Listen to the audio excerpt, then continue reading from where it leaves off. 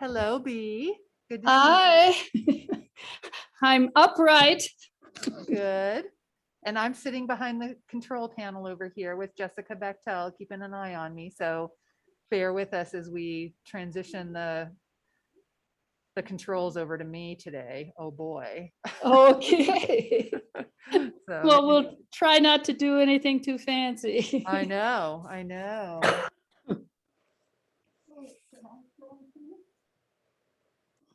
Yeah, so here comes Joe. She's walking into the room. We'll see how this works. I've never done it from this end before, you know. I've always been in the room. That's right. We're missing you today. Your little view, your little seat is empty over there along the wall. Right. But I think if I go into a coughing fit, you'll understand totally why I'm not there. That's right. Do you need a pen, Joe?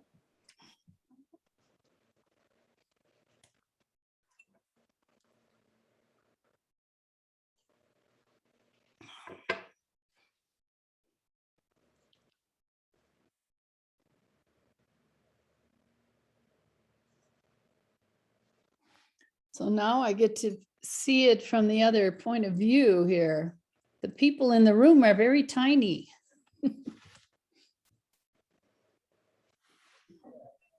And so B, I can change the view and put just one screen up instead. I'm gonna play with that for a second. Okay. I'm gonna put Jody on the spot, maybe. So he's not sitting in the right place. He has to go to Jody, go the other direction. Oh, why is that so weird? Yeah, underneath those two windows. There we go. Now Jody's on the screen. Yep. And you can go, Joe. You can just sit in kind of the regular spot over there.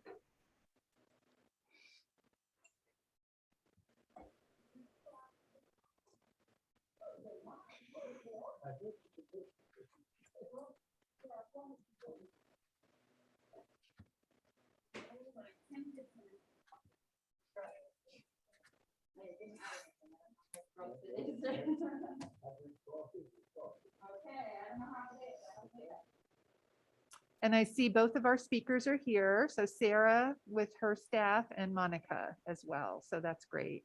Wonderful. Welcome. We'll introduce you in a bit. And now we need a few members. Yeah, we do not have a quorum at this point. I'm a little surprised.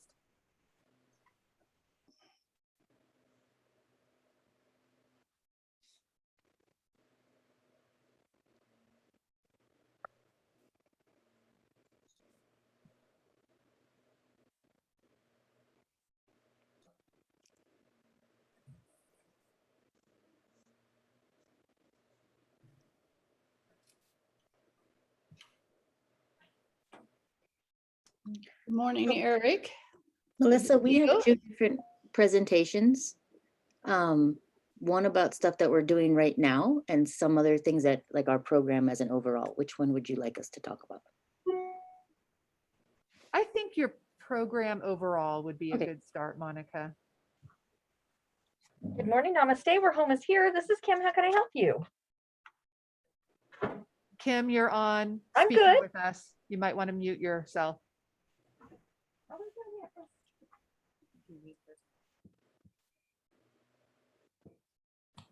Yep, I think so. All right. And B, we do have a quorum, so now we're good. Well, we do. Yep. Are they, I guess I can't pick them up on my,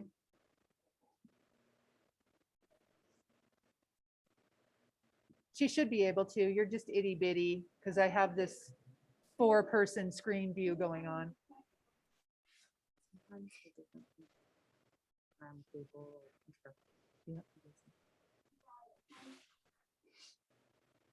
You want to go help? Melissa, I'm gonna need a little help Tap. because Nope, I that one can't here. see everybody. I'm gonna need a little Okay, help. hold on one second, B. Good, there you go. Okay. All right, you're welcome.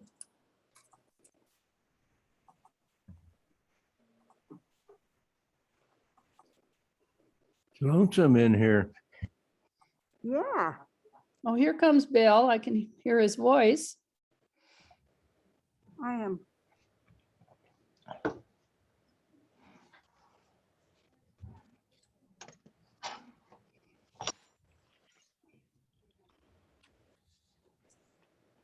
So B, I'm going to put us Okay. all up to start so you can kind of see everybody, because I think you like to see who's all there. So I hope you're Right. seeing everybody on the screen. And you can get started anytime, and maybe we could do introductions, and then I'll put the agenda back up again shortly.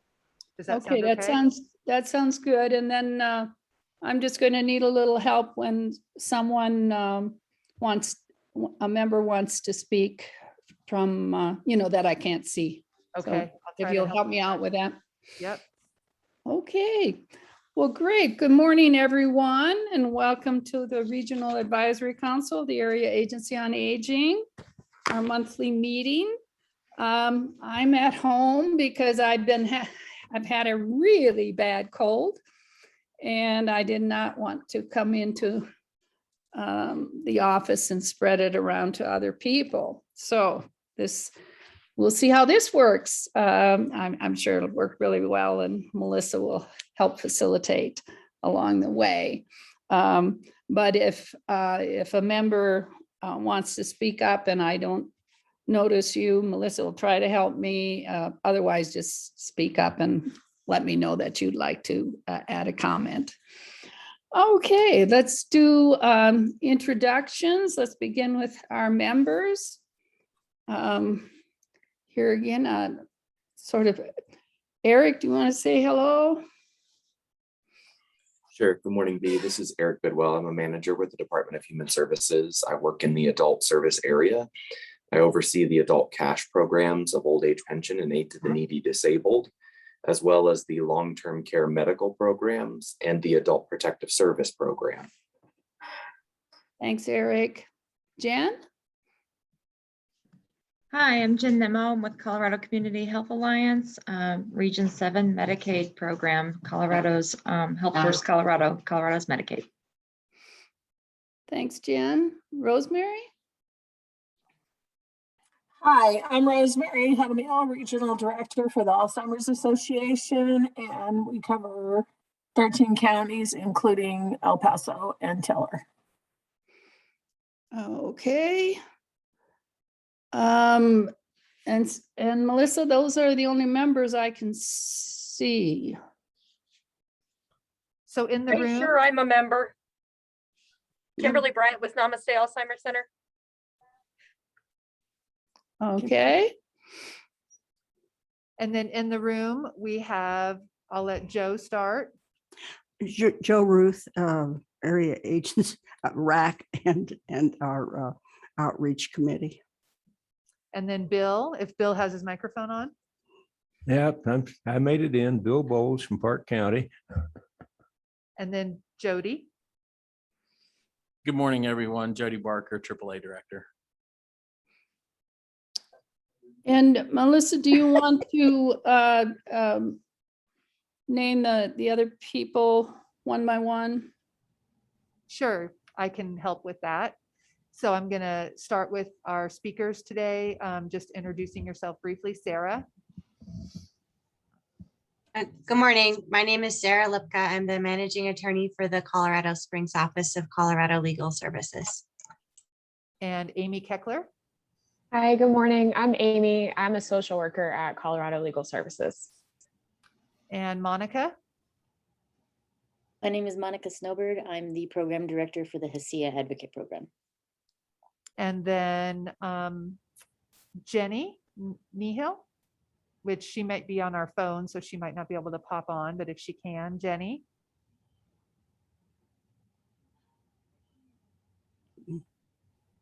Good morning, Melissa.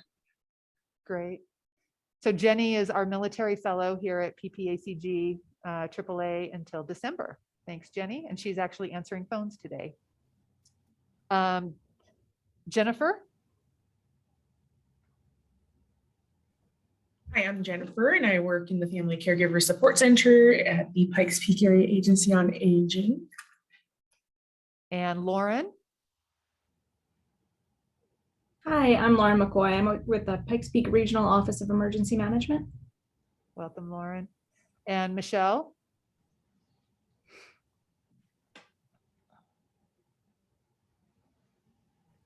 Oh, she's the microphone.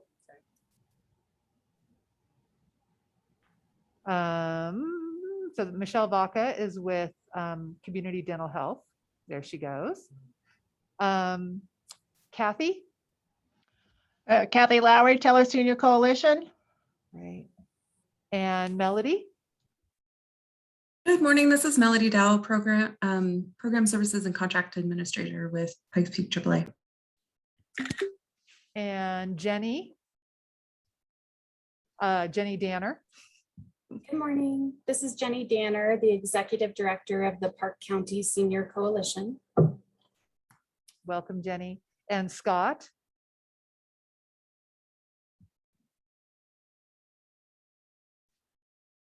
And Scott might be somebody is actually on someone's iPhone. So whoever might have Scott's iPhone, if you want to introduce yourself either in chat or here. Okay.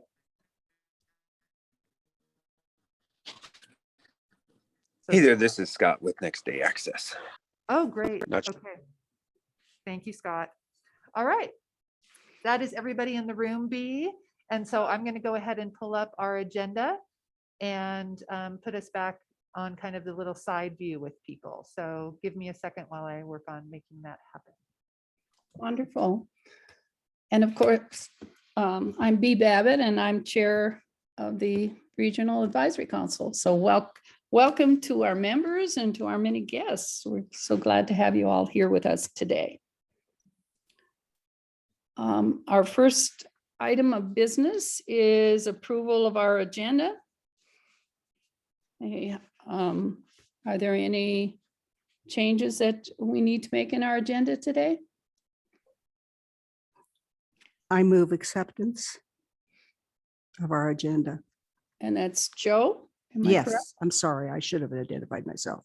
That just because I have a hard time from this end. Well, of recognize. course. Okay, so Joe has moved approval of the agenda. Is there a second? I This is Jen, second Bill second. Bowles. Bill Bowles seconds. Thank you. We have a motion to approve the agenda. All in favor, say aye. Aye. Aye. Those opposed? Hearing none, the agenda is approved. We'll move on to the minutes. Are there any additions or corrections to the minutes? Hearing none, may I have a motion to approve? To approve the minutes? Move to approve the minutes. Jen has moved to approve the minutes. Is there a second? I'll second B. This is Eric. Thank you, Eric. We have a motion to approve the minutes. All in favor, say aye. Aye. Aye. Aye. Opposed? Thank you. The minutes are approved. Jody, are there any public comments? Good morning, Madam Chair. I had one request from Jason DeBueno with Silver Key. I can't tell if he's joined us or not. He was planning to join us by Zoom.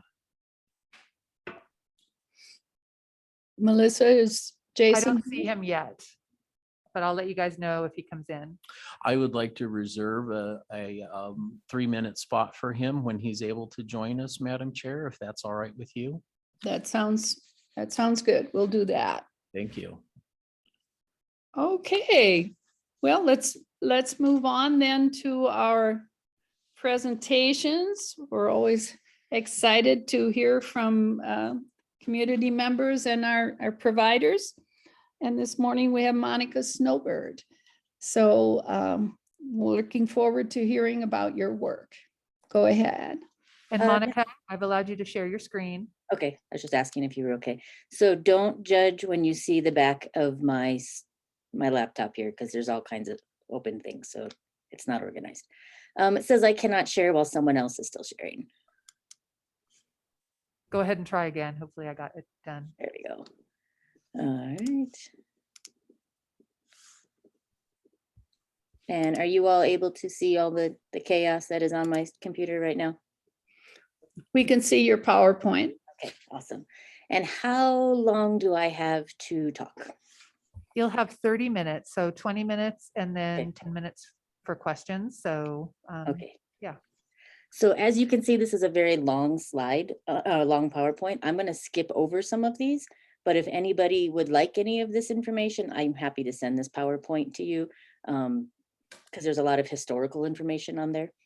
So we are the HACIA Advocate Program. We now have 2.5 staff. We haven't updated this yet. So it's myself and Alyssa Bravo that are primarily our program, and we just hired Desmond Big Eagle. He's going to be working part-time with us to do a men's program as well.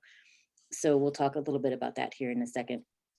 So we are a staff of 2. So when I tell you the things that we do, keep that in mind as well. So here's our bios. We do a lot of stuff. I'm also on the Health and Wellness Committee for the Colorado Commission of Indian Affairs. And so this presentation has gotten me out of 2 hours of the quarterly CCIA meeting today. So I appreciate all of you allowing me to do that. We are kind of involved with pretty much everything Indigenous within El Paso County. And we also work a lot with the Denver organizations. We don't have an Indian Center or some of the big services that Denver County has. And so we partner really closely with them and make sure the participants in our program have access to those programs. And we have an MOU with the Denver Indian Center for additional services as well. So the new census numbers are just starting to come out. And if you believe what is on them, it says that there is a little over 100,000 Indigenous people within the state of Colorado.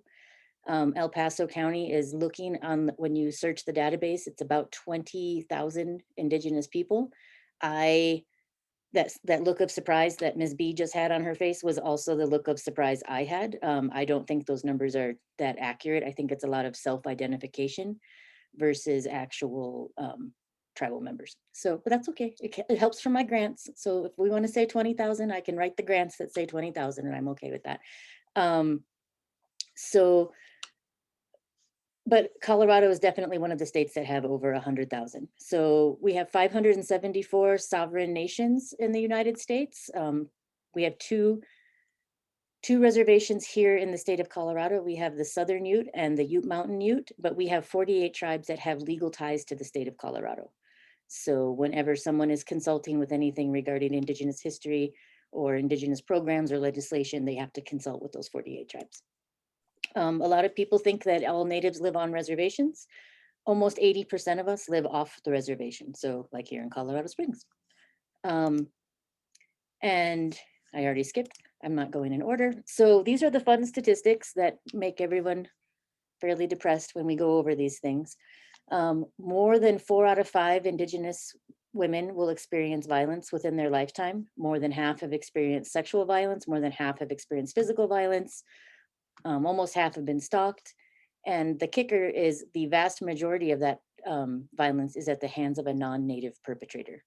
So people will tend to think when they see these statistics or when they see information about missing and murdered Indigenous relatives, that violence is a part of our culture and that it's normalized. And really, this is not our people doing this to our women and our young women. So in some counties, Native women are experiencing murder rates 10 times the national average. So when you look at these statistics, when you consider how many people live here in Colorado Springs or El Paso County, how many Indigenous people are in the state of Colorado, it's fairly shocking that we are the only response for urban Indigenous people related to gender-based violence. So Denver doesn't have any domestic violence programs specifically for Natives, neither does Boulder, Fort Collins, even Durango. So there are programs down on the reservations, but we are the only one for currently for urban responses. We need probably 50 of our programs across the state. And so when people ask, how did we get to this point where our women are facing violence at this statistics or at these rates?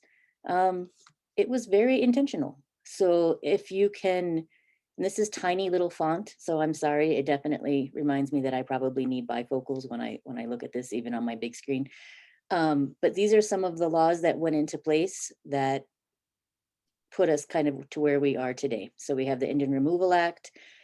We have the Indian Citizenship Act, where we weren't even citizens on our own land until 1924. In the state of Colorado, the Ute people could not vote on the reservation until 1970. So many of us on this call were definitely born way before 1970. So if we look at kind of how that's gone. So the American Indian Religious Freedom Act, we weren't legally allowed to practice many of our ceremonies or our religion until 1978. And the ICWA Act was also passed in 1978, which was intentionally to stop the forced removal of Indian children from Indian homes. So, and that's where Eric's department comes in, not so much in adult services, but with the Department of Human Services. El Paso County is less, I think it's 23% compliant with ICWA right now. Overall, the state is 27% compliant. So we have a lot of work to do. And I always like to throw a little bit under the bus when I say in the almost 4 years we've been around, we have never once received an ICWA referral from the Department of Human Services.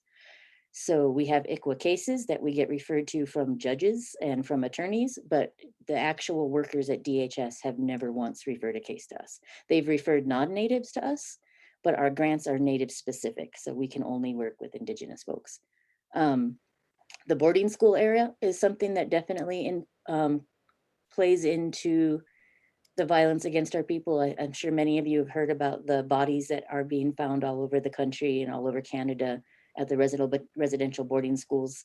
I think our total right now is close to 6,000 bodies found at the residential schools between the United States and Canada, and they have only searched less than a quarter of the actual school grounds. So, I mean, we are looking at horrific numbers that really point back to a genocide against Native people. And those last boarding schools closed in the 70s. So VAWA, the Violence Against Women Act, in 2013, when it was the VAWA Act of 2013 gave tribes jurisdiction to prosecute non-tribal members for domestic violence and sexual assault. So up until 2013, which really is not very long ago, if you were a non-native perpetrator that went onto a reservation and raped or committed domestic violence against a tribal member, and you left the res before anyone caught you, the tribal police could not prosecute you, and the local jurisdictions didn't have any authority because it took place on the actual reservation. So when you look at the amount of extractive resources that take place near reservations, whether it's fracking or oil or the pipelines, those take place in very close proximity to many reservations in those rural communities. And so it was a free-for-all on our people for up until that time frame. So 2013 reinforced the tribe's sovereignty to be able to prosecute non-tribal members. So that just stopped. We also have Manifest Destiny. I don't know if you've ever seen this painting before. I remember it from the history books when I was a kid. If you look at it really closely, you know, it's the light. This woman is bringing the light out over here in the darkness, and what's in the darkness? It's Native people, it's the buffalo. You know, there's trains and all of that coming behind her. Everyone thinks that this is the Bible, but it's actually, it's about education. So the philosophy of the residential boarding schools was to kill the Indian, save the man. That was Pratt's philosophy that guided that. So we can skip over these. And so when you look at all of those things, some of the issues that, you know, we also had forced sterilization on Indian health services between the 1960s and 1970s. 25% of Indigenous women of childbearing age were sterilized against their will or unknowingly during this time frame. That's a really significant number. If 25%, if you think 25% of an entire population was sterilized, and probably many of you on this call didn't know that. So that's concerning. So natives today, a lot of those things have contributed to chronic health issues within our people, some chronic mental health issues as well. We have overall physical and mental health. We have the highest suicide rate of any people. In some reservation communities, we have the lowest income and least education. And we are overrepresented in areas of heart disease, tuberculosis, and diabetes. And I'm sure everyone on this call is aware that if you experience high ACEs scores, if you experience excessive trauma over a long period of time, it does impact your overall health and makes you subject to chronic health issues. Essentially, if you're revving the engine of your car constantly really high, it's going to break down a little bit faster. So, and here's some more of the boarding school issue. This is Carlisle, which is one boarding school that was in Pennsylvania.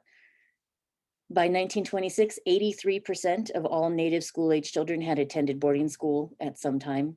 The Department of Interior actually commissioned a study called the Merriam Report that was released in 1928 that said all these schools should essentially be shut down or completely overhauled. These people were experiencing horrific physical, sexual, and emotional abuse. There was a lot of malnourishment. Children were starving, and that's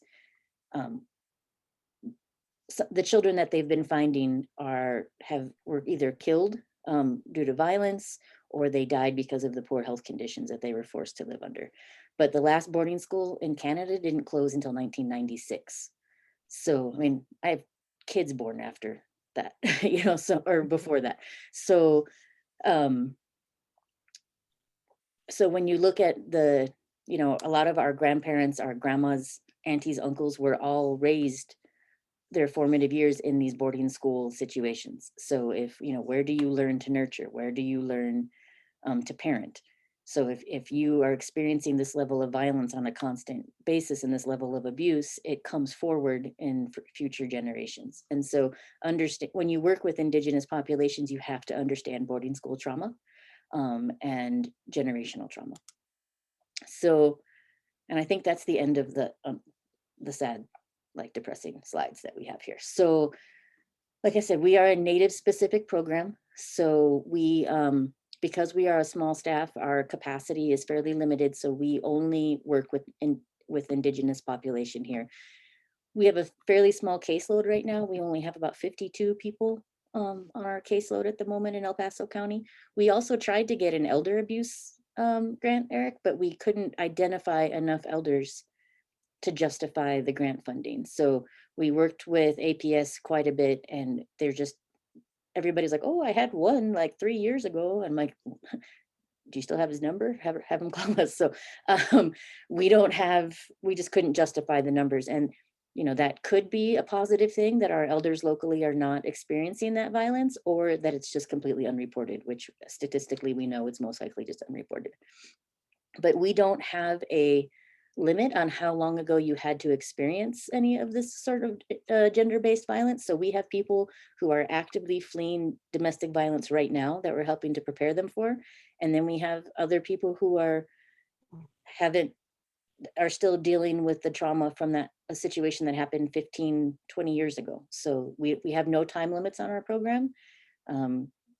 And people always ask, well, how do I know who to refer to us? I'm like, if it's a Native woman, there's a pretty good chance that she would qualify for our program. So refer her and let us figure it out. So, I'm sorry? Oh, nothing. Okay, it's fine. So some of the things that we do, this mainstream advocacy, we work really closely with Tessa, and we do the same programs that they do. We just don't have any legal on staff. So I wish we did, but we do not. So we do protection orders, safety plans, court accompaniment, all of those things. We also have a transitional housing program that's fairly limited. We are holding out to fill all of those spots because we're hoping to get ICWA referrals, because I'm confident that some of the families in the DHS system have stable and safe housing as part of the reunification plan. So why aren't those slots filled by DHS? I don't know.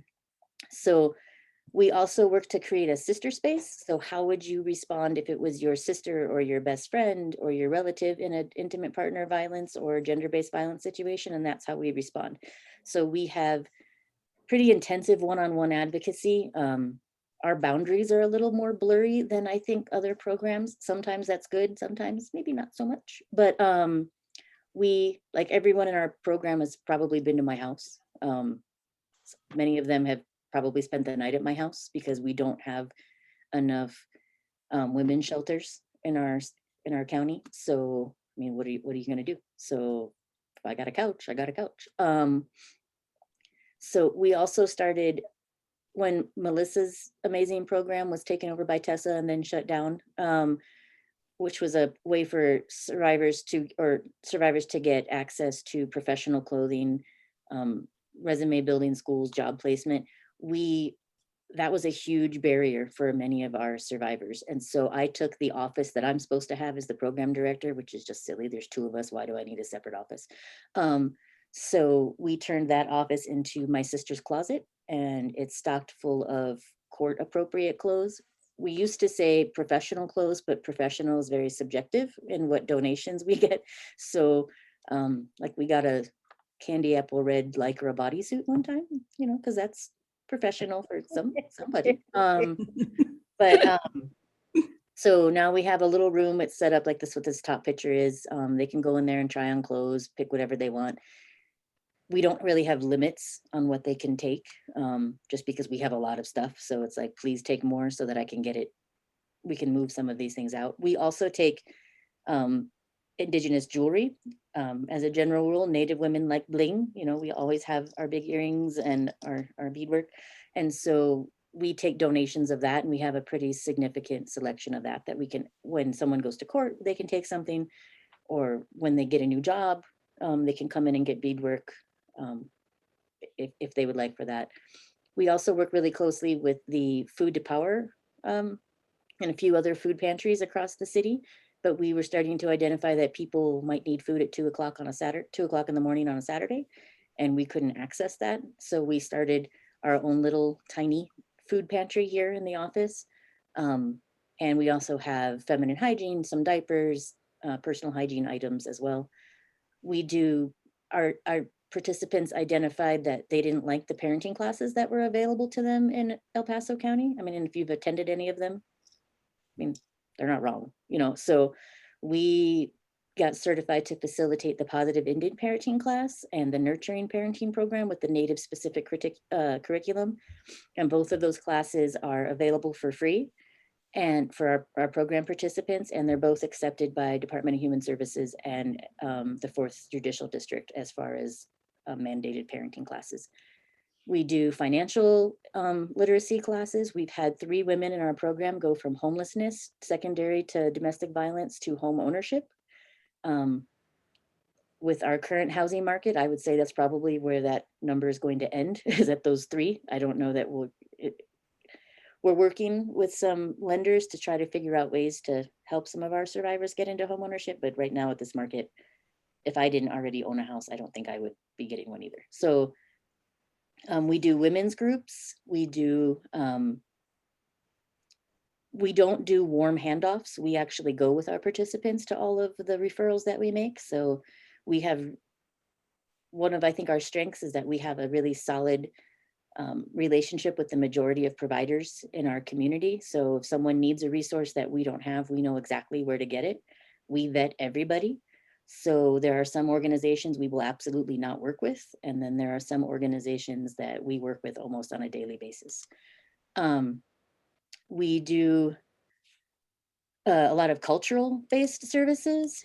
We also do the address confidentiality program, but you know, I think every agency in town does the address confidentiality program. So we have Pieth Ketnanoth as well, which is the Indigenous Healing Garden. It's the only space in Colorado Springs specifically for the Indigenous community, and it's one of 3 in the state off the reservation. So we do ceremony there, we do our women's groups there, we do gardening, we do plant education, where these are kind of old pictures where it looks kind of rugged, so we need to get some updated pictures in here. But we teach women about the plant identification for traditional medicines that grow here, how to utilize them, how to harvest them. We do celebrations there, like full moon celebration every month, the equinox, the solstice, all of those sorts of things. We have potlucks. Our program participants can also use this space as an extension of their own backyard. So we've had birthday parties here. We had a woman use our grill out there and roast like 50 pounds of green chilies one day. Didn't invite me to share any of her green chilies. And then what we found has been most effective is the really hardcore culturally centered healing that we do. We do cultural immersion camps at Talbot Memorial Grounds in Sedalia. We do harvesting. Can you see my mouse? So when I'm pointing at things, okay, you see what I'm pointing? Okay, so we did archery and jewelry making and dancing and traditional foods at the cultural immersion camp at Talbot. We harvest, this is called green thread. It's a tea that we harvest here that grows all over town. Our participants participated in a buffalo harvest out at Talbot as well. So that was pretty amazing.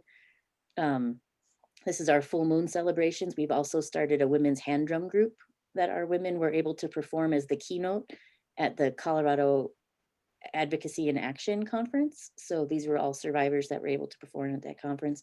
We do kayaking, which started with me just wanting to get paid to kayak because I have 8 boats, but it turned into a really solid curriculum that was very empowering for our women.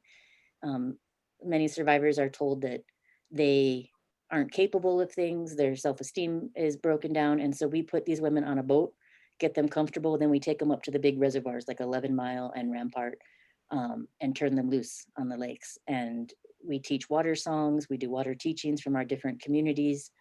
And water, in my tribe, women are keepers of water, men are keepers of fire. And so we talk about those sorts of things and how grounding that is for a lot of women to be on the water that way. So I'm glad I was just trying to be ridiculous and get paid to kayak because it ended up being like a really great program. So we also do ribbon skirt workshops. We do a lot of leadership opportunities. We get our ladies involved in as much civic engagement as they're comfortable doing. We've had them attend many leadership trainings, board trainings. They helped to organize the first ever voter registration event in Colorado Springs for Native folks. They helped to draft the Missing and Murdered Indigenous Women proclamation for the city, which was also then adapted by Governor Polis. They helped to draft the Indigenous Peoples Day proclamation or resolution for Colorado Springs. They testified at both the Senate and House Education Committee for bills that we were working on as Indigenous people across the state. So we're really not just getting them to heal, but really uplifting their voices and making sure that they understand that they deserve seats at these tables and that we will kick in those doors to make sure that they have seats at those tables. And we go with them to make sure that they feel safe in doing that. And these are some of the rallies that we've done. And these are all survivor led. So our survivors helped organize these. They took leadership roles in planning all of these. And we've had MMIW Awareness Day. We've had the Women's March earlier, right before COVID hit. We did a huge rally for the residential school survivors. And again, these proclamations. Essentially, we believe that if you first heal yourself, you heal your community, your family, and then ultimately your community. So yeah, that's basically what we do. We essentially believe that although the issues that we face were not caused by our own people, they're not Indigenous, the legislation and the systems that were put in place to harm Native people were not created by us, but we do have our own answers for those and we have our own solutions to those.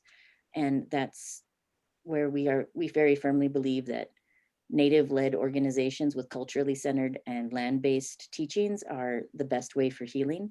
Since we have switched our curriculum up to the hardcore culturally centered, since COVID started, we have not had any survivors in our program go back to their abuser or to start a new relationship with a new abuser. And so if any of you have ever worked with domestic violence, that is huge, huge. And our men's program is now, Desmond will be working with men who are survivors and men who are perpetrators. So we have realized we have all these great spaces for our women to be involved with each other and create positive peer groups and empower each other and heal, but we don't have that for our Indigenous men. And until we heal our men as well, our communities will never be healthy. So he just started, like, that's his desk. See, it's totally empty. Like he's only working part-time right now. And he's only had one men's group right now. We're writing curriculum. So we're hoping by October to be fully up and running for the Empowered program, which is the men's program. So does anyone have any questions? Okay, this is Jen with Colorado Community Health Alliance. You'd mentioned about the chronic illnesses that are kind of as a result of longtime historical traumas. And one of the things that we work with in Medicaid is the health inequities that we see with Indigenous people and other races. And I was curious, and this just kind of comes from my own background. I used to work in South Dakota, and something that I saw in long-term care that was alarming to me is the amount of work that would go into putting Indigenous people into skilled long-term care when there was clearly no desire for them to be there. And I was wondering, and maybe it's a discussion that we could have offline, but wanting to work on maybe a project that would work more towards a culturally appropriate approach when it comes to doing medical care for Indigenous people, and looking at chronic disease and finding a wellness plan that would be respectful of their culture and how that would support them. I mean, especially in South Dakota, people are not going to voluntarily become institutionalized, and that's how they consider it. Absolutely. So Absolutely. we just received a grant yesterday. We just got approved for it from the Urban Indian Health Institute, and the focus is chronic health issues related secondary to trauma. So totally get my number. We should hang out and be friends. And we Yeah, can come up I'd with like something. that. Yeah. Okay, great. Thank you. Other questions for Monica? And I'm putting my email in the chat in case anyone wants to get a hold of me later. Wonderful. One of the, obviously this group focuses on the needs of seniors. And could you tell us something about how the community, how your community ages and the needs they might have as they age? Our programs is, again, focuses on gender-based violence, but we are, again, because we don't have time limits, we do have elders in our program, but we also offer services to all members of the household.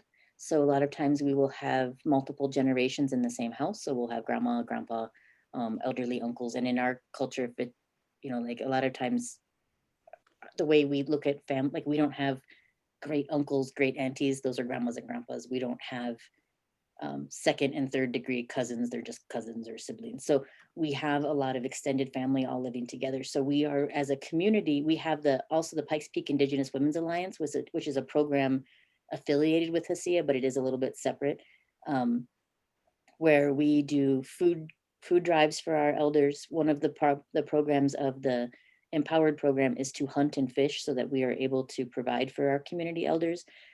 Every winter solstice or Christmas, for probably many of you, we take huge baskets of gifts to all of the elders that we've been able to identify in Colorado Springs.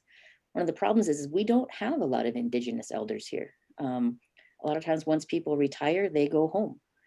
There is a huge group in Denver because Denver was a relocation city where people were taken from reservation communities after the boarding school era, and they tried to do vocational training with them in different cities. And again, Denver was one of them. So Denver has generations of people who've lived there.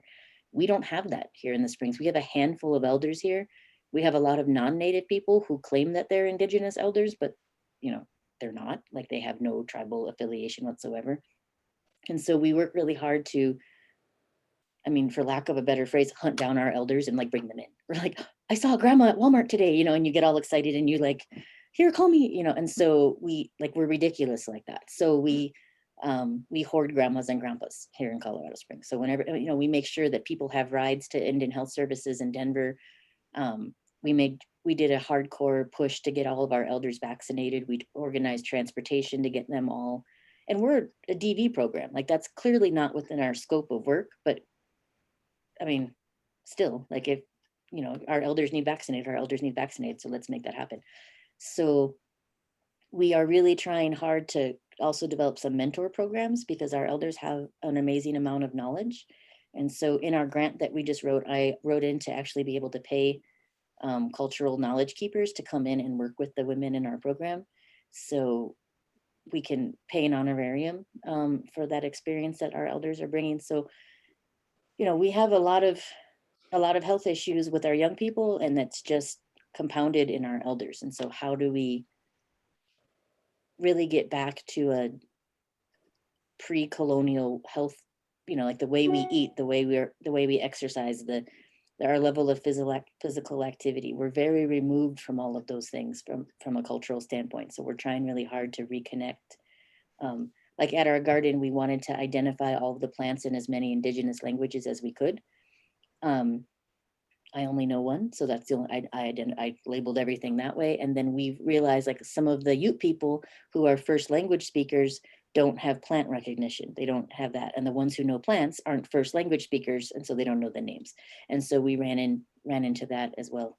So we are hoping that, you know, if any elder abuse does come up, we can most likely work around it and justify it to make them qualified for our program. And if we start getting more elders that come through our door, there are lots of grants for Indigenous elders, and so we will be happy to apply for them if we can justify the amount of work. I'm happy to hire someone to just work with our Indigenous elders if that need arises. But we just, I mean, I have a list over here of all the elders in town and their phone numbers, and I think there's like 17 people on it, you know, like that's not a lot of people. So we have to figure out where everybody's hiding. So if any of you come across any Native elders, you know, let them know if they contact us, they're most likely going to get presents, if nothing else. Like we're going to gift them something even if they don't get services through us. So. Other questions?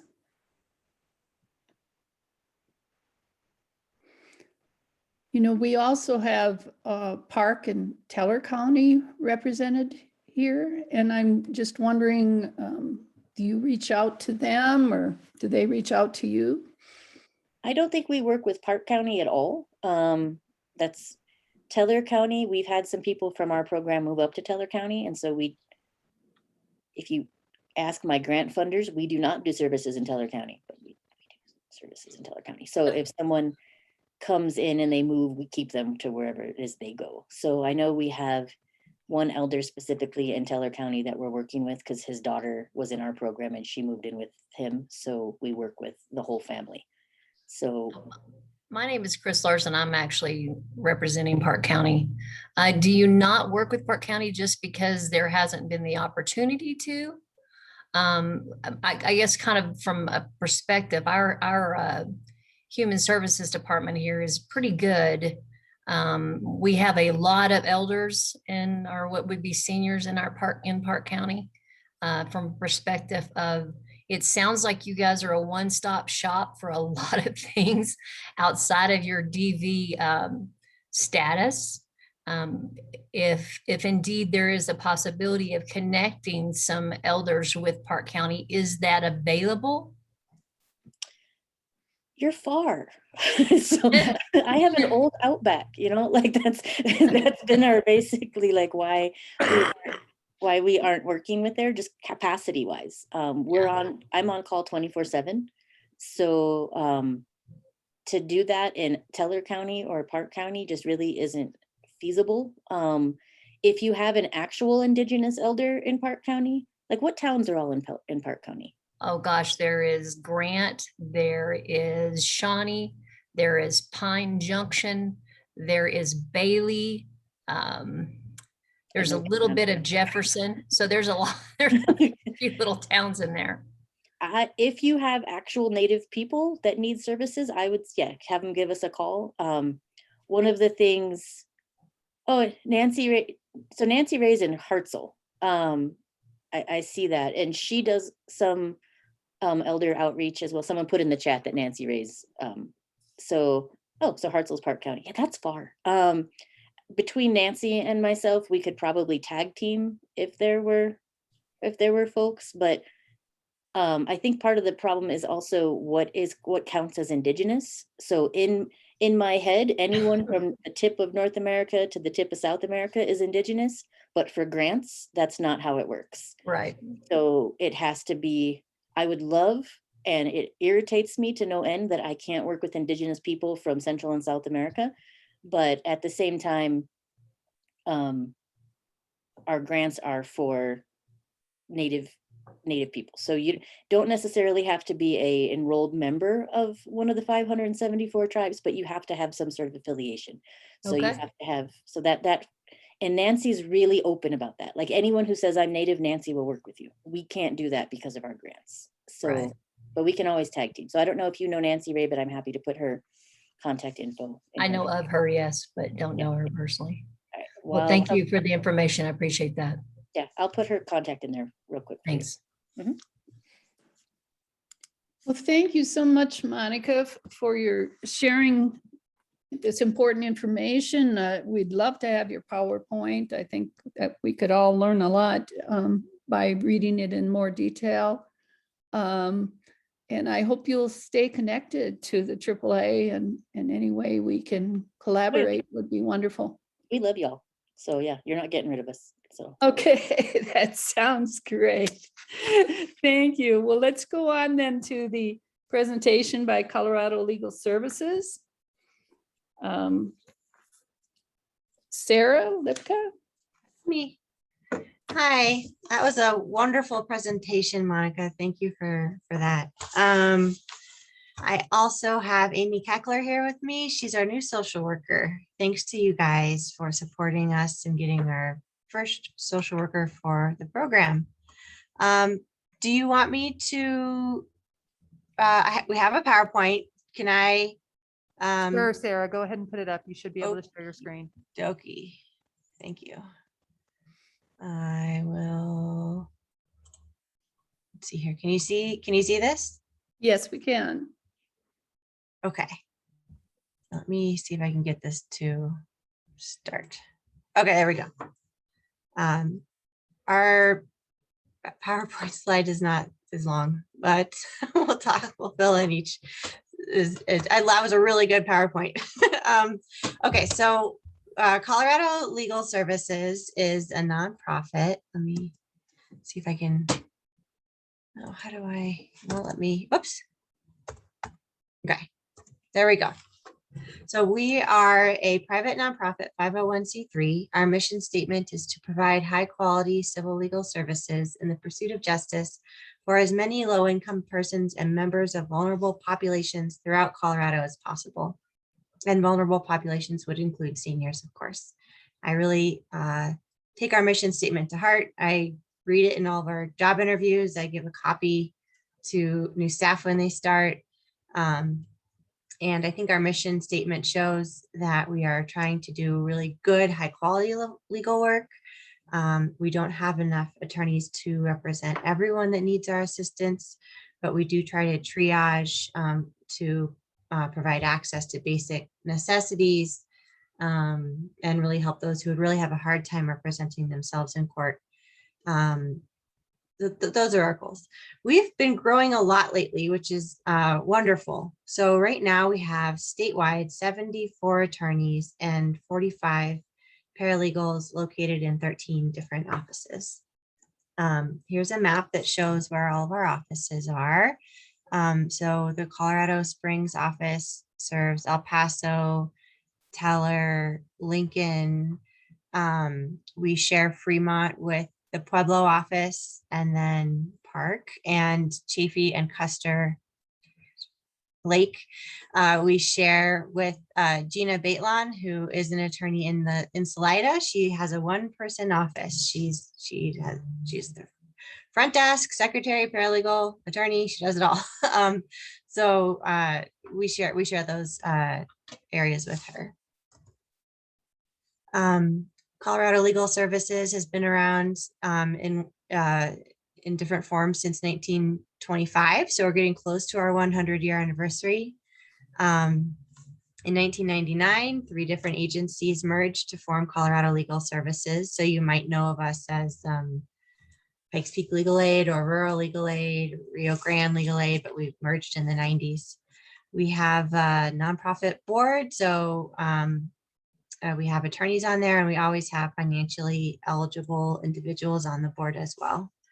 from around the state, which is I'm glad to have that input on the board. We have actually, I think maybe closer to 70 different funding sources, state, federal, and local, that we've put together to provide our services. Our largest funding source is the Legal Services Corporation, which is federal funding, which is about 40% of our funding. Then the Legal Aid Foundation is the fundraising arm of Colorado Legal Services. So if there's ever a donation, it goes to the Legal Aid Foundation, and then those proceeds come to us. So at least 85% of resources are expended for direct delivery of service, which I think is really good. We're very careful with our funding. Whoops, let me see if I can enter. Okay. The types of law that we provide. So we do civil legal work. We don't do criminal. We don't do fee generating cases. Like if there's a car accident, you can hire an attorney usually to represent you, and then the attorney can get paid when they, win, and if they win the case. So we focus really on cases where you really would not be able to hire an attorney. We do a lot of family law. That would include primarily working with survivors of domestic violence, usually with minor children. So that's dissolution of marriage, allocation of parental responsibilities, civil protection orders. We do health and elder law, which would include if somebody is applying for, if they're having a problem with their public benefits, like if their OAP or their food stamps were reduced or shut off inappropriately, we can do those appeal hearings for people. So public benefits is included in that. I have 2 volunteer attorneys that over the past almost 6 years now, 5 years, have provided basic estate planning work for seniors, since there was a really big, a lot of people wanted help with estate planning. And I was really glad that we could provide that service. It gives people dignity, and it also prevents, I think, financial abuse, because I'm sure you guys have all heard the stories of someone who just gives the title of the house to their kids so to make it easier on them. But by doing that, they open them up to losing that home or becoming ineligible for a nursing home or assisted. If you give away large assets, that can create problems with benefits in the future as well. So we've put the estate planning program on hold for now because of the pandemic. Because that requires an in-person will signing ceremony. There is a new way to do remote notary work, which just passed during the pandemic, which I'm keeping an eye on. And we are able to do that, but I really don't want to be the guinea pigs on that new law. I'd like to let the kinks get worked out a little bit, have some litigation on that before we are using remote notaries, unless we really need to, unless it's an emergency. So right now we're providing advice and legal information about estate planning. And then hopefully when the COVID numbers go back down again, we can start up with with those estate planning services. My 2 volunteers work with the Pikes Peak Library District to give trainings about every quarter to people who want to learn about basic estate planning. Which includes like a will or medical power of attorney and those types of things. And that is a hybrid model like this. So people can go into the library and they can also join the Zoom meeting. So we're doing that until it's safe again to bring people in. And a will signing, you need like 4 or 5 people in one room. So it's different than a meeting with a client one-on-one. So I want to be really careful. We were able to, during the pandemic, we built a new conference room downstairs that is large enough to allow us to socially distance and meet with clients. So we've built the infrastructure, and we're hopefully going to start that up again in the new year. We do unemployment benefits. We have a migrant farm worker division. It's not very active in our Springs office, but in the summertime, we have interns that go and meet with migrant farm workers to make sure that their employment rights are being protected.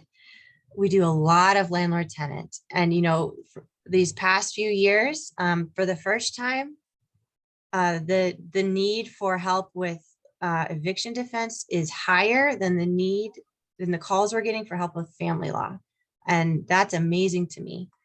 So a lot of those folks are seniors. We're helping a lot of seniors that are facing eviction.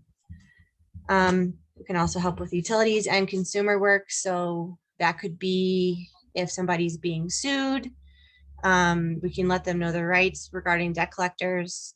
We can also, if somebody's a victim of identity theft, we can help them figure out how to get things squared away or things like that. I don't think I talked about the staff in my office yet, so I'm going to go ahead and talk about that real fast. Since we've grown since I gave this presentation last time. Right now we have 8 attorneys in the office, including me, but I don't carry a full caseload. So 3 of those attorneys are doing all landlord tenant law. 2 of them are doing all domestic violence family law. Me and then Craig, Carmine, and Ariel, but we have a mixed caseload. So we do foreclosure defense work, family law, public benefits. I have 6 paralegals in the office now. One of those paralegals is eviction defense work. We have a second paralegal that just started last week, who is an ERAP assistant specialist. So she can help people who are applying for ERAP. That application process takes a long time. So she's helping with that. We have a paralegal in our office that does family law intake half of her time. The other half of her time is working on tax issues. So if somebody has we don't do filings, but if someone has a problem with the IRS, like they're getting those scary letters, we can help them. And we also have a lot of seniors that are dealing with that, like an innocent spouse who suddenly learns that there's all this debt owed. We do those cases. Amy, our social worker, who I will let speak soon. We're really glad to have her. We have 2 secretary positions, 4 volunteer attorneys that come in, provide services on a regular basis. So yeah, we've really grown lately, which is really good. When we have an application, we try to provide full representation to as many people as we can, although we cannot represent everyone that applies because, even with 8 attorneys, you look at the population size of El Paso County. I haven't looked at the new census numbers yet. I'm looking forward to digging into those, but, probably at least 800,000 people in our service area, 10% average poverty rate. And if you're poor, you're more likely to have a legal issue. So with 8 attorneys, we just really try to triage as best as we can. If we cannot provide full representation, we try to provide at least some advice or brief service. So advice could be explaining, it could be advising somebody about how to get their security deposit back. We do a lot of those. Brief services could be also explaining to somebody that their judgment proof is really helpful. A lot of folks worry that if they don't pay this bill, that they'll go to jail or something like that. And so just explaining to someone that their social security is protected from most debt collectors is a huge relief, I think, to a lot of folks. Brief services could be negotiating with a landlord or helping people draft pleadings without entering all the way in the case.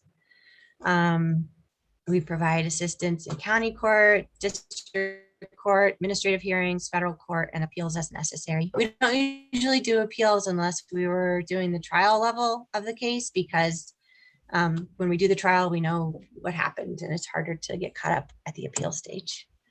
I'm going to go back for a minute and I'm going to give the floor to Amy. And before I do, I just want to say that Jody worked with me, and I really appreciate that everyone who helped us to create the social worker program at Colorado Legal Services.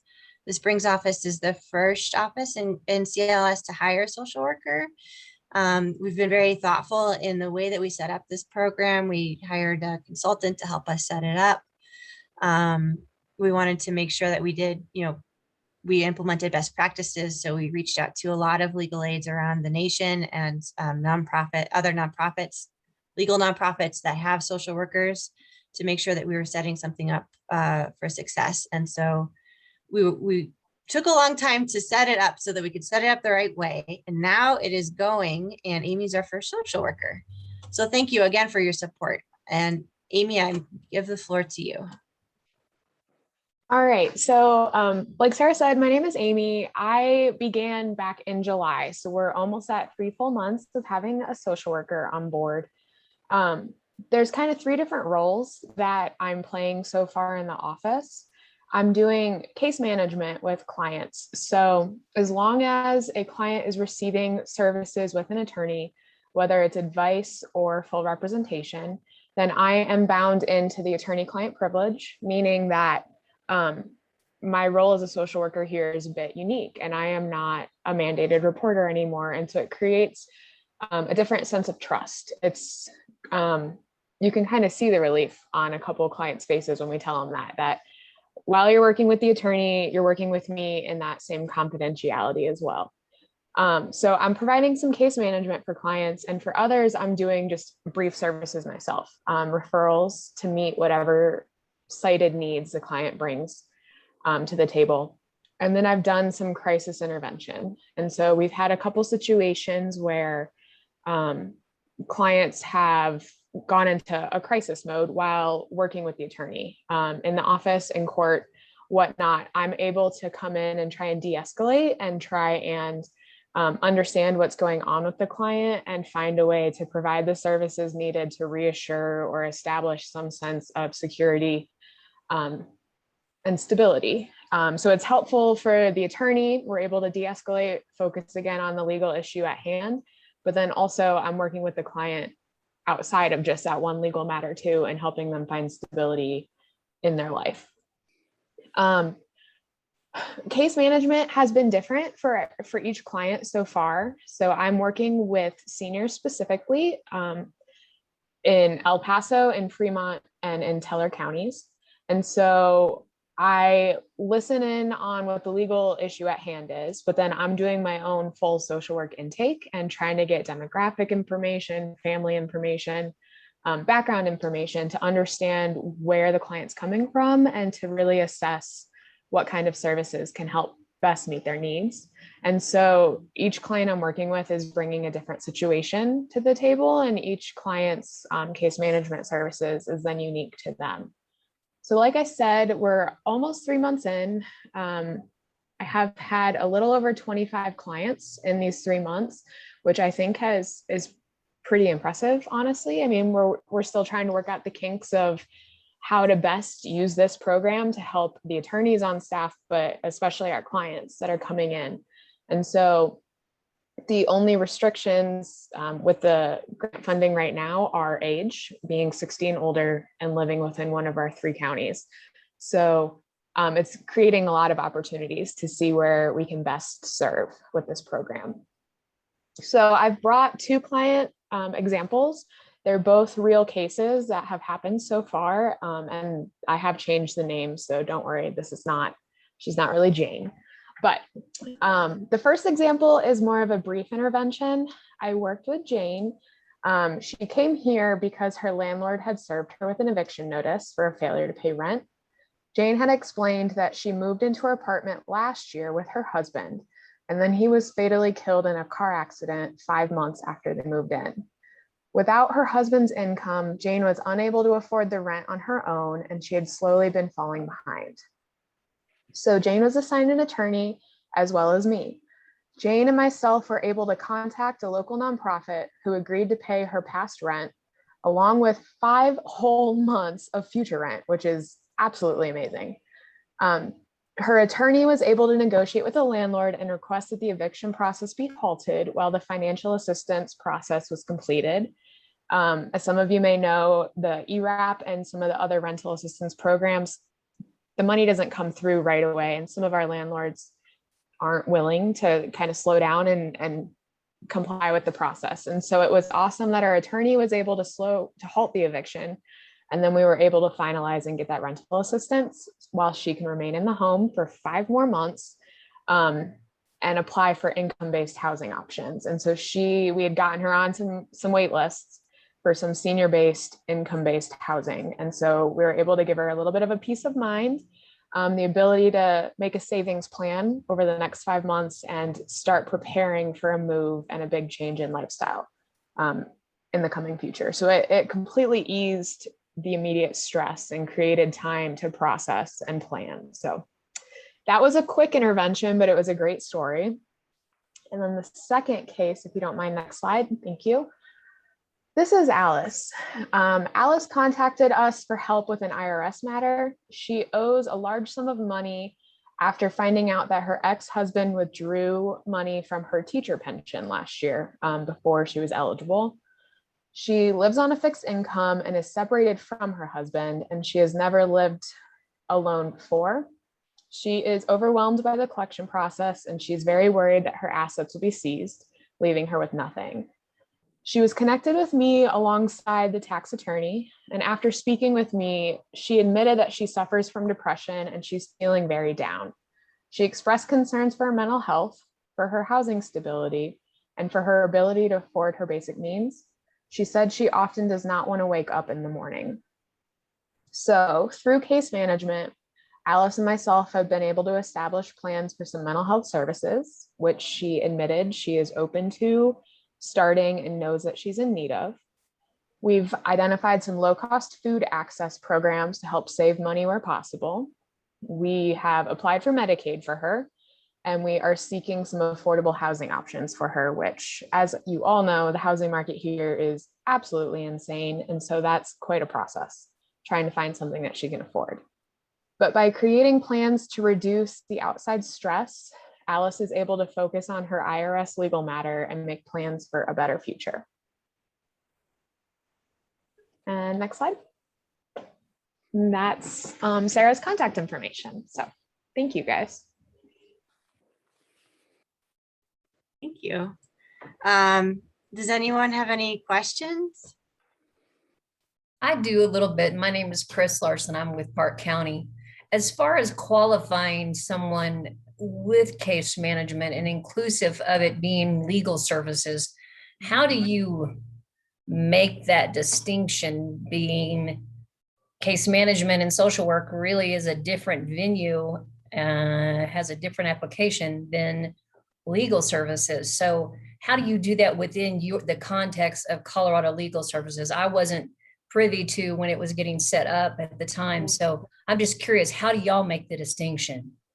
Well, so each case, so each person could have more than one legal issue, but let's say we have someone with one legal issue, like an eviction. We would open up a case for that client, an eviction case, and an attorney would be assigned to that case. And then if it's appropriate, when we staff cases twice a week as a group, and so Amy's part of those staffings, and the paralegals present the cases and say, for example, here's a woman who's facing eviction. She also talks about how really stressed out she is. She's having a hard time finding her paperwork. We look at it in two ways. First, I look at it like, is this a good legal case? Is there a possible defense? What level of legal services should we provide? And then we also look at, like, is this a good case to have a social worker on? So we have, let's say, I say, okay, this is a good eviction defense case. We're going to give this to Todd Johnson, one of our new housing attorneys, and we're going to have Amy on the case as well as the social worker. So Todd will, get the case and figure out what level of service he should provide, if it's going to be advice or if he can do full representation. Has a case been filed yet? But at least Todd can provide some advice. So if this woman had come to us before a legal case had been filed, Todd might be saying, okay, I'll talk to her, give her some advice, or maybe I'll call the landlord and try to calm things down. At the same time that Amy's also working with the client to do an assessment. But we work really together.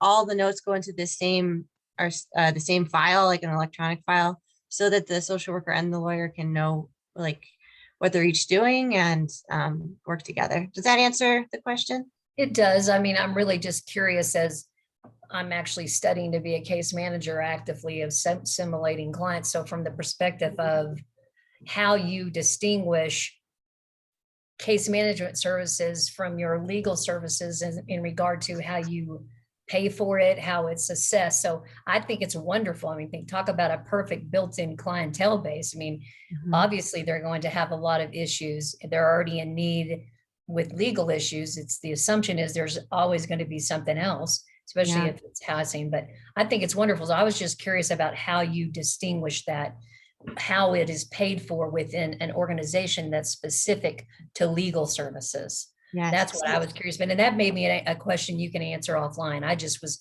more curious as to how you distinguish that at the time of services. Okay, well, it's thanks to the funding from the PPACG, it's been relatively straightforward, and that Amy is full-time on this grant. So all of her time is dedicated to working with seniors in the service area, either through direct services or outreach, or, you know, getting involved in the community. And so, and Amy's a social worker, so I know when she's doing something with a client, she's doing her thing, and she's working with the lawyers and the paralegals on the legal side. Okay. Yeah. Well, thank you. Good question. Thank you. Are there other questions from our members? Oops, I've got one. Since you don't represent Park County, if somebody in Park, this is more to the PPACG, would they refer it to the one that does represent Park? Oh, we do cover. I think that Amy, that was a typo. But yes, we do cover Park County, but that did remind me while we're sitting here that I think that Amy and Gina should get to know each other now that we've really set up the basis for the Springs office. And then I think Gina Baitlon does work with a lot of seniors in Park County. Okay, so a lot for the size of the population in Park. And so I know that Amy can also start working with Gina. I say we're getting left out quite a few times. Yeah. Thanks. I know. Sarah, so Gina is the lawyer that's in Salida. Is that correct? Yes. Have you ever, Gina Baitlon? She's very Okay. Okay. Just so we get covered. Did you chat her contact information for us in the chat window? Yes, let me look it up. We all switched to using Teams internally, so I don't know everyone's phone number as much anymore. I'll put her email address in here. Thank you. If you could include me on the email, that would be helpful too. Okay, thank you, Sarah. This is Jody. I just wanted to make a quick comment. When Sarah and I were talking about this during the CARES Act funding, that was a huge part of what we did at the end of 20 and early 21, and talking about this need, it just completely made sense, because someone coming to them for services, there's a great and high percentage, just like both she and Amy have mentioned this morning, that legal is part of the issue, and that's why they're going to talk with Colorado Legal Services. But there's so many potential other areas that are just overwhelming folks, and so bringing a social worker into the organization to provide this is so much cleaner than ultimately referring that client out, because of that client attorney privilege. It becomes more of a team effort. Everyone's on the same page. They can work together much more closely than having to refer that individual out to additional services. And I know they're good at doing that in other areas, but having the social worker under the same roof was just just makes sense. It was a win-win for not just the client, but also for the effectiveness and efficiency of Colorado Legal Services. So I'm really happy that the TRS and ultimately the RAC was able to fund this position. We're really excited to see how this progresses. And Bill, to your question, fortunately, there are 13 regions effectively cover the entire state. So so even if it may be a different office, Park County is still part of that. So yeah, thank you very much. And thank you for being here, Sarah. Good to see you. Thank you. Thank you again, everyone, for your support. I have a question. This is Melissa. Sarah, are you the director for all of Colorado Legal Services or just the director for the El Paso, Fremont, this area? I am only the managing attorney for the Colorado Springs office of Colorado Legal Services. Our main office is in Denver. Our executive director is John Asher, who we all agree is wonderful. And about half of our staff are housed in the Denver office, which serves the Denver metro area. So while we're the second largest office, we're much smaller. Well, thank you so much, Sarah and Amy. We sure appreciated all this, the update and the information, and we're excited about the addition of the social worker to your staff. It makes so much sense as you move forward. Thank you to our presenters. We had reserved some time for Jason to share some information with us as part of public comment. Jason, are you ready to do that? I am. Thank you, B, so much. And Jody, thank you for giving me a little bit of time. I'm sorry I wasn't able to be there. I meant to be in person, but I got pulled into a meeting here at Silver Key that I couldn't pull away from. But I wanted to thank you, B, the members of the RAC, and Jody for a minute to be able to share some exciting news that's happening. What's happened is that we have received some funding from CDBG, the county, to be able to do a temporary pop-up service delivery in the library district in Park, Falcon, and Calhan. I mean, I'm sorry, not Park. Sorry, in Peyton, Calhan, and Falcon in the library districts there. So what's going to happen is that we'll be providing access to some of our nutrition programming with this funding that we had received from CDBG. The start date is October 12th. And we'll be out in those communities one day a week to be able to provide some of our frozen meal programming out there. The idea also is for us to be able to gather information about the level of need. As we know, many more seniors are moving into that area of the community just because it's so expensive and the housing options are so limited here in Colorado Springs. So I want to make sure that the RAC was aware of this, and also just thanks to everybody who's been supportive of the larger El Paso County community and the seniors who've had out of necessity had to move or had limited access back into the community because of COVID and other issues. So that was one announcement I wanted to make. And then the second one is that, Melissa, thank you for covering a meeting that I've got on September 28th. And I just wanted to put this out there to the RAC. It's September 28th from 3:30 to 5:30. And what it is I'm having a community conversation about the efforts that Silver Key is doing in moving into affordable housing. Melissa, I know you're covering, be there, not only for yourself, but also in place of Jody and Andy not being able to be there. But if anyone was interested to attend this conversation, it'll be from 3:30 to 5:30, and we'll be having it facilitated by an organization here in town called Food for Thought that will be able to give some information, pull from the community perspectives on what Silver Key can be doing, what this looks like, and then also how the community might be able to support our initiative going forward related to building a 50-unit affordable housing here on the Silver Key campus. So those are the two announcements: Calhan, Falcon, Peyton, October 12th. And then also we have the event that we've got several people from a lot of different community perspective, September 28th, 3:30 to 5:30 here at Silver Key. And if you're interested in attending, you can email me, jdebueno@silverkey.org. Thank you, B. Can I ask a real quick question, Jason? I'm sorry. For those food outreach events, do potential clients need to call and get set up for that, or is it a show up event that anyone can use? Yeah, that's a great question, Amy. So what it is they can show up there, which leads to another question. If anybody has connections of any volunteers that live in the community that might be interested in helping us have somebody on site so we can get them immediately registered for that food support program, it'd be great. We have volunteers that are going to go out there, but frequently it's better if we have somebody from the community. So yes, Amy, they'd be able to just go out there and get registered and get access to the food support that day. Jason, this is Jody. Have your conversations around planning for that included the Community Outreach Center on the fairgrounds in Calhan, or can we make a connection for you? Yeah, we have let them know about that. The library districts out, the library district has those entities out there, and they've given us some community connections for sure. I believe they're on the list, but Jody, if you want to send that information forward, we will definitely connect with them just to make sure.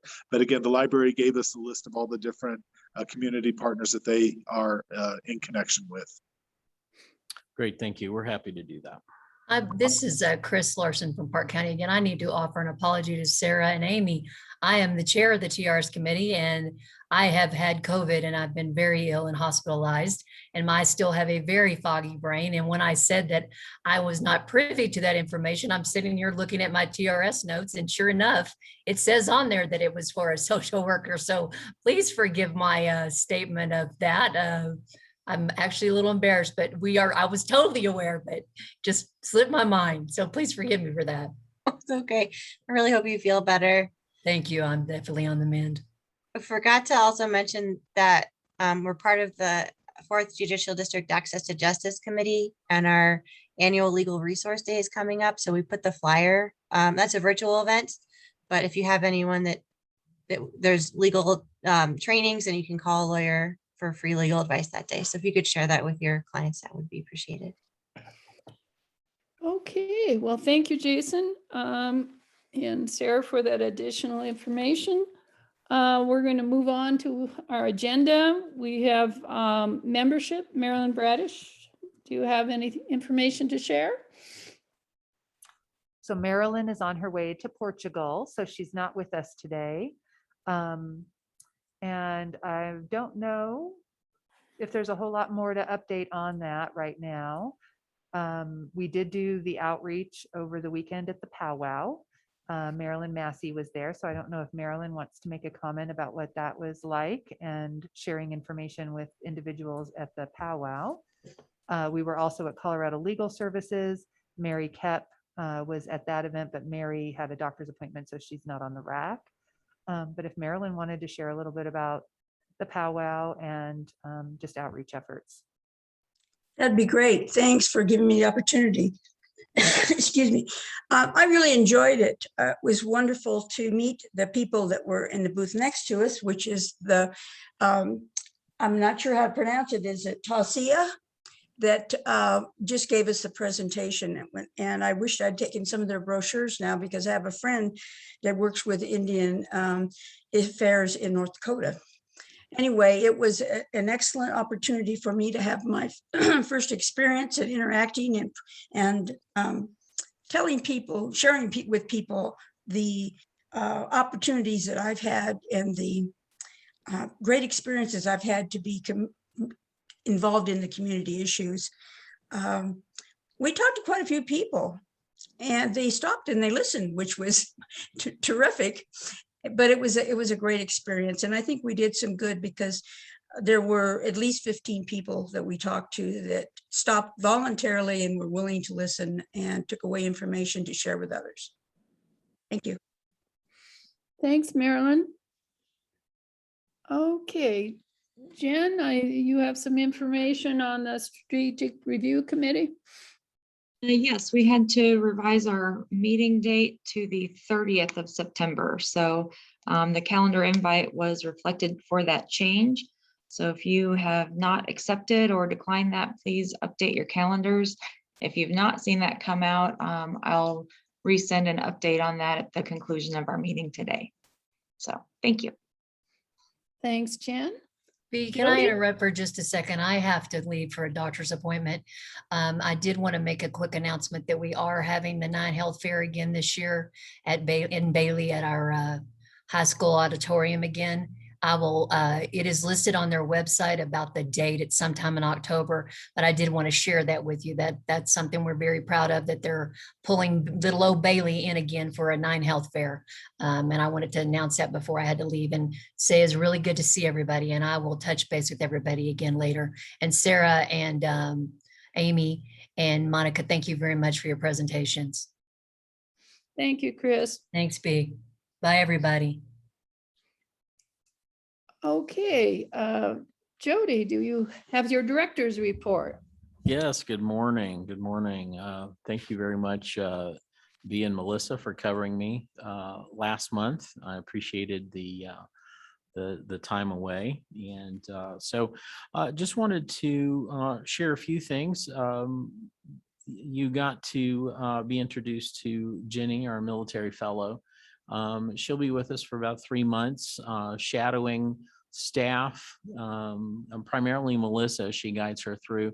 The beauty of this particular position, think of it as an internship, is as folks begin to retire, the retirement process out of the military, just as Jenny is, they have the opportunity to intern through the government affairs offices. And so she expressed interest in social services, and we are lucky to have her as part of as part of her internship, her military fellowship through this. So she's going to get to see it all.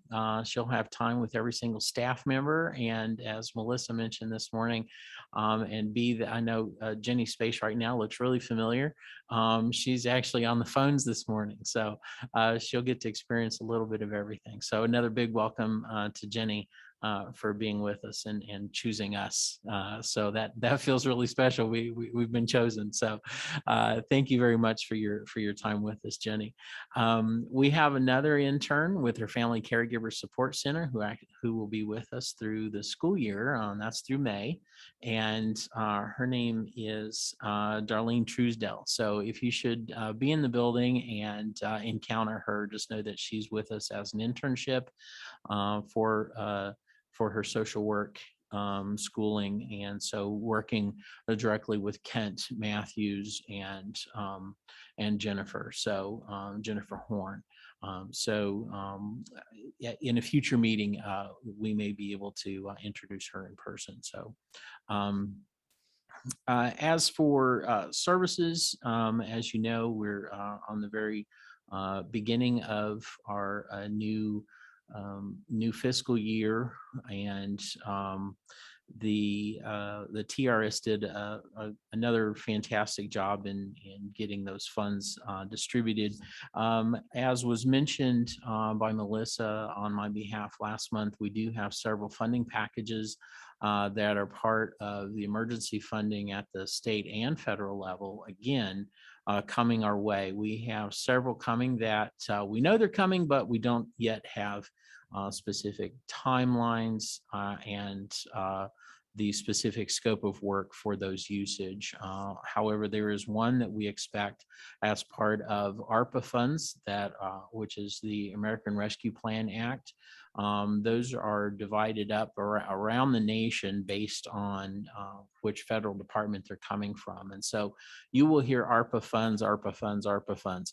Ours, we will receive a specific package that is to be used for older adult services, actually quite similar to the CARES Act funding, but with a little bit of a twist. We'll have 3 years to access those, to use those. And so what we do know also, and for those of you who are our contracted providers on the call today, you'll be excited to hear that this is being expanded from just expansion of services, but to also include a stronger use in capital expenses. So if you've been looking to expand services, but the capital side of the equation is a challenge, then this may be an opportunity for us to help with that. So again, as we hear more, we have not received the actual letter yet for that, and so we don't have much more to share. However, I do want to continue inviting you to think of ideas. Call me, email me as you're thinking of ideas how those funds could be used. But because it's capital expense focused, And because it has a lifespan of 3 years, it may give you greater opportunities than having to rush through and spin down CARES Act when we really weren't sure when that would expire. So we do have a little more time, and we'll have more specifics to share as we hear more from the state as that's being worked on. You also got to hear a little bit from Melissa about some vaccination funding. We've had a couple of initial meetings with staff and with some outside partners. Those meetings will continue as we seek out partners in Park, Teller, and El Paso County as to how best to provide education outreach, as well as outreach around vaccination hesitancy, as well as transportation. These two funding sources have a very strong focus on transportation. And so as we expand those and invite those conversations and invite more people into the conversations, we hope to be able to share more details. Both of those packages are fairly small compared to what we've received in the past through some of this stimulus funding.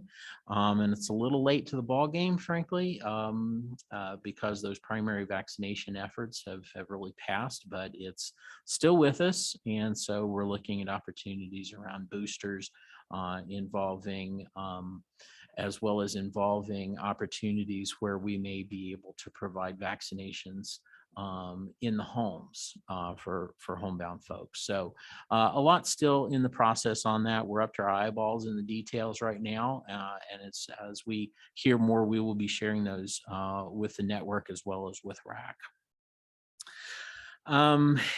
We have open enrollment coming up October 15th through December 7th.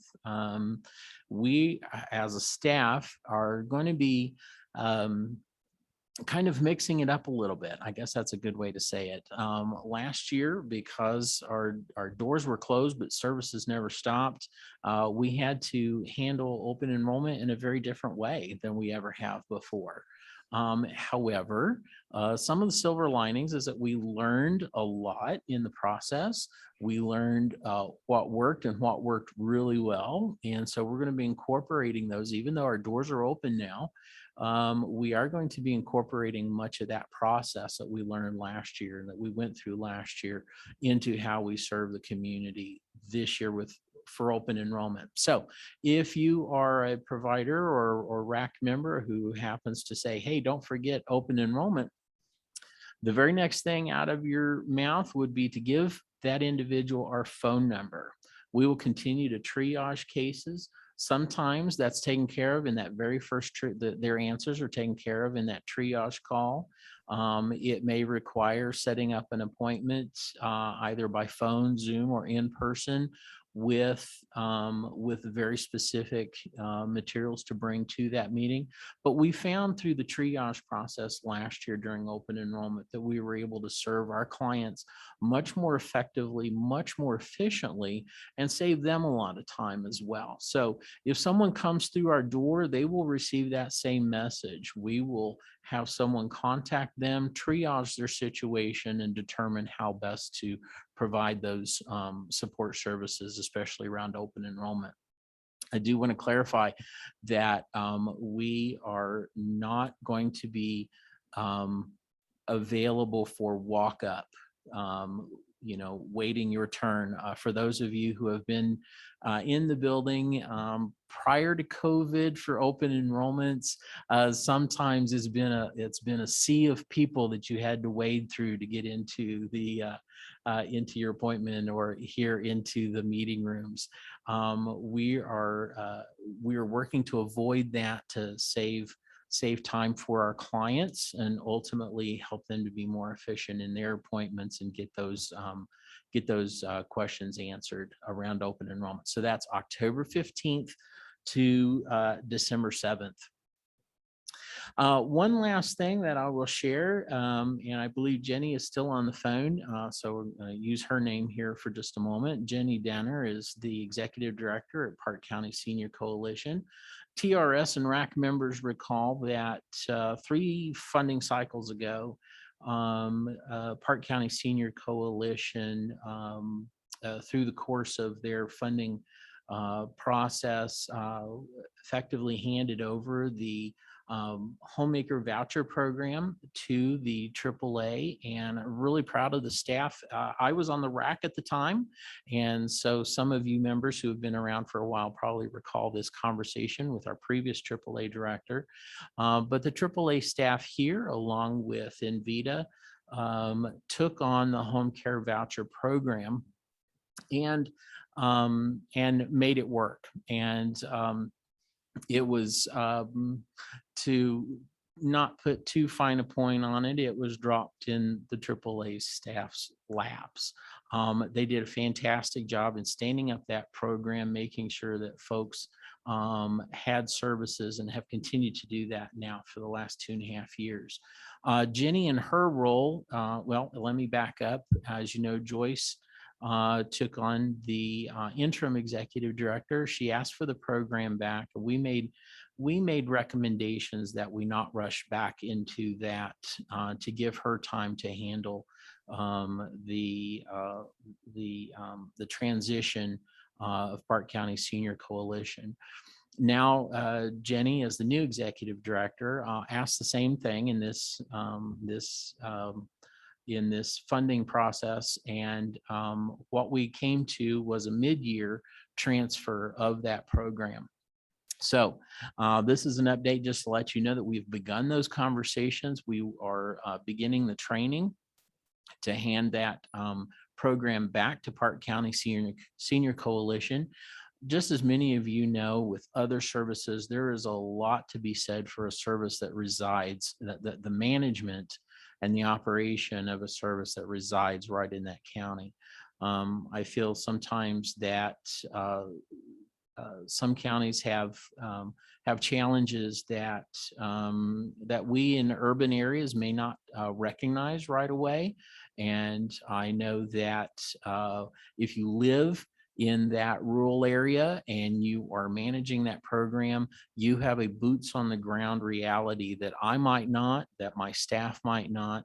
And while we have done a strong job in keeping that program running, we feel it's absolutely essential that it does return to Park County to be owned, operated, managed in whole. So we provided enough funding so that we would have that funding available during the transition. Because we are still under the major disaster declaration, which is a FEMA federal designation, we have full flexibility in transferring the rest of the funding when we are ready to hand that off. One of the promises that we made to not just Park County Senior Coalition, but also to the board of directors of the Park County Senior Coalition, and also to others, and to our board of directors here, as well as the RAC, is that we would manage this in a very organized and methodical way to make sure that there's full success across the board. Not just in the training and transition, but that ultimately provides support after the transition. So just want to let you know that is in process. I know Jenny is itching to own it, and she'd love to have it before January 1, which was the agreed upon date. And so if we are able and feel that we are effectively able to transition that sooner, we will do so. But January 1 is the goal right now. So at this time, I will step back, ask if there are any questions. If not, my report is complete, Madam Chair. Thank you, Jody. Appreciate that. And then in terms of my report, someone earlier mentioned the census data that I had shared the 2019 data, but the 2020 data is coming out, but it's not all in the nice format we had previously. So I'm just going to update you just on the basic numbers of the population change here in Colorado. So Colorado as a whole has increased their population by 14.8%.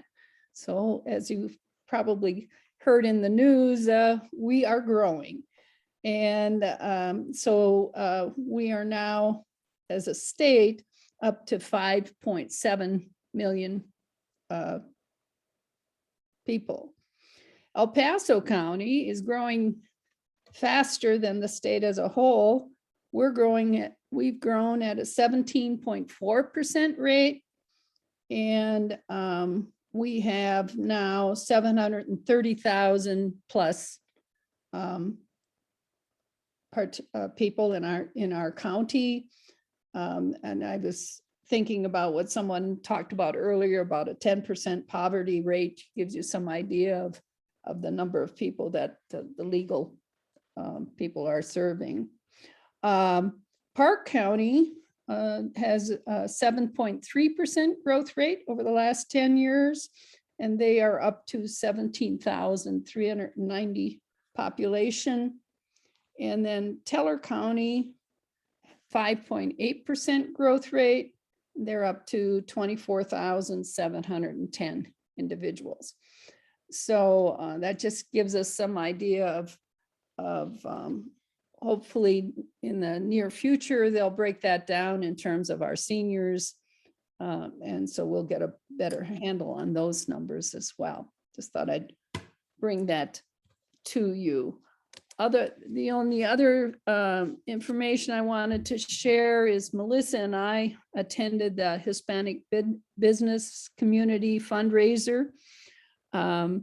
We also, Andy and his wife also attended, and just another way to reach out to one of our underrepresented communities and to make a connection there. That's all I have for today. Are there any other discussion items before we move on to the calendar items?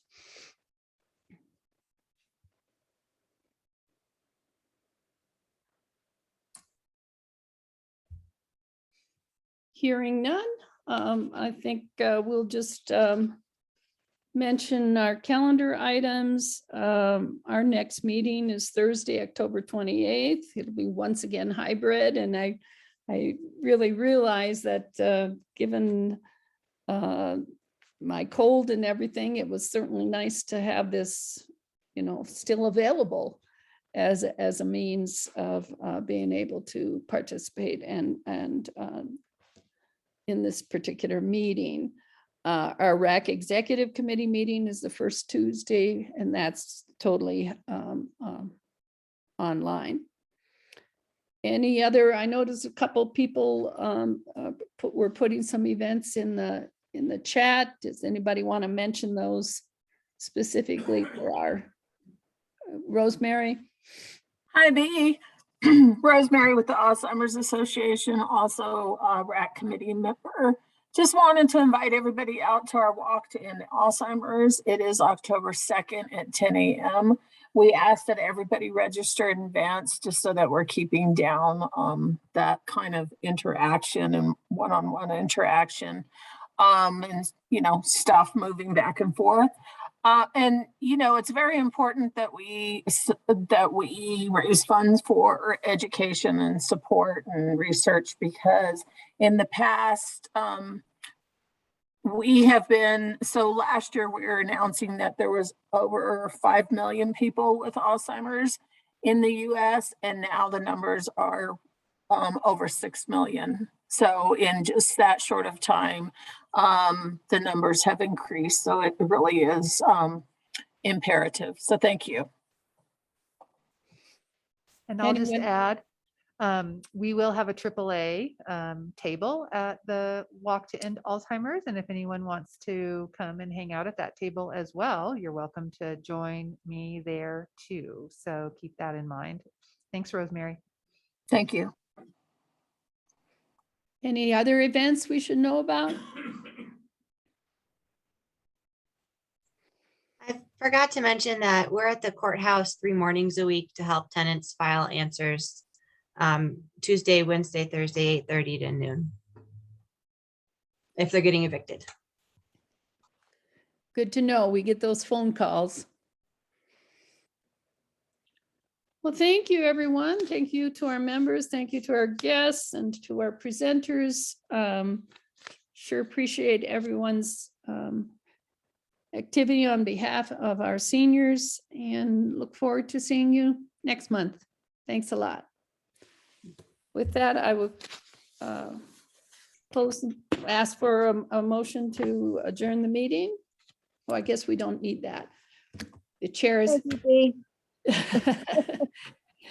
The chair can adjourn the meeting, so that's what I'm going to do. We'll see you next month. Thanks a lot. Thank you. everybody. Thank you. Thank you.